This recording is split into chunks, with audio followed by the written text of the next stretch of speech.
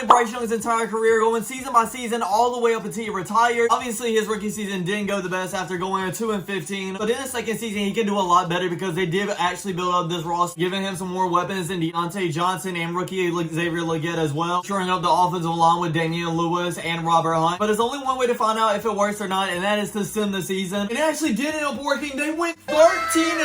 Oh my god. I think that was the quickest turnaround I've ever seen from any video we've done so far. Bryce Young had 3,600 yards passing, 22 touchdowns to 9 interceptions. Chuba Hubbard had 886 yards receiving. Deontay Johnson had 825. I don't know how we had such a good record because like none of those stats really showed that they had a great season. We had to play the Detroit Lions in this first round. Halftime, we're actually down to 14-3. Oh my god, if we choke in this first round, we're having a great season. I'm going to be a little bit disgusted. And the Lions score again, down 21-3 with only 4 minutes left. And again, come on, Carolina Panthers. I was actually so excited that we had that good of a season. I thought we were going to go into a Super Bowl in year one. Hopefully we have a lot more like that because we have some challenges to complete as well. And those are make 3 Pro Bowls, have 5 seasons of 4,000 yards, win 10 playoff games, and obviously the big win and win a Super Bowl. But in the second season, he actually doesn't have Deontay Johnson because he became a free agent. I guess they didn't sign him back, but they did pick up Rondell Moore, so at least he has another wide receiver to work with. Third season, they went 13-4 again. Oh my god. I've done a lot of videos where we just sim quarterbacks' entire careers, and we have never seen a start like this. Bryce Young still didn't have a 4,000 yard season, 17 touchdowns to 16 interceptions. Chuba Hubbard finally had 1,000 yards, along with Rondell Moore and Jonathan Mingo, both having over 900. Really don't know how we're having that great of a season when our quarterback isn't even having 4,000 yards. We're the number 1 seed, getting a first round bye, so we played the Philadelphia Eagles in the second round. This time at halftime, we're actually winning 14-10, but the Philadelphia Eagles go down and score a touchdown, and another one down by 10 now. I swear to God, if we choke this again. All right, we do score, only down by 3 points now. So Bryce Young has 32 seconds left on a 4th and 4 to get at least in the field goal range to tie this game up. He throws it. It's complete for a first down at least. 6, 5, 4, 3. I don't know what we're doing, bro. How are we having such great seasons but losing in our first playoff game every single time? 3, 2, 1. Scrambling out of the pocket. He takes off. I know he's going to throw it here, and it's complete to the 50-yard line. What is happening right now, bro? Honestly, I don't know. And then in this fourth season, they win 4-13. Now, that's the Carolina Panthers. I know, honestly. Bryce Young had 3,500 yards, 25 touchdowns, and 14 interceptions. Chuba Hubbard had 1,000 yards once again, and Rondell Moore had 891. But now this is where things get very interesting because he actually becomes a free agent in this offseason. So let's see if he returns to the Carolina Panthers or decide he wants to go somewhere else. And he decided to stay with the Carolina Panthers on a 4-year contract extension. So we're going to be here a little bit longer. And in his first year on this new contract, they actually went 9-8 and are in the playoffs again, so a pretty good start to it. Just under 4,000 yards once again with 3,726 touchdowns to 10 interceptions. Jonathan Brooks is now the leading back with 1,000 yards, and receiving wise, Jonathan Mingo led up. At halftime, we're actually winning a 10-7 against the Cowboys, but they do score a touchdown right before the end of the third quarter, but we score one right back up by 3 again. They score another one with about 4 minutes left. Then we don't score. They get the ball right back and end up running the clock out. What is it going to take for us to win at least one playoff game, bro? In this sixth season, they went 8-1, and this actually got them in the playoffs somehow. Bryce Young didn't have 4,000 yards once again with 3,729 touchdowns to 7 interceptions. Jonathan Brooks had 1,000 yards once again. Rondell Moore had 842. And we're playing the 13-4 Atlanta Falcons in this first round, so I'm just going to go ahead and advance the week because I'm not expecting us to win this game. Like I said, we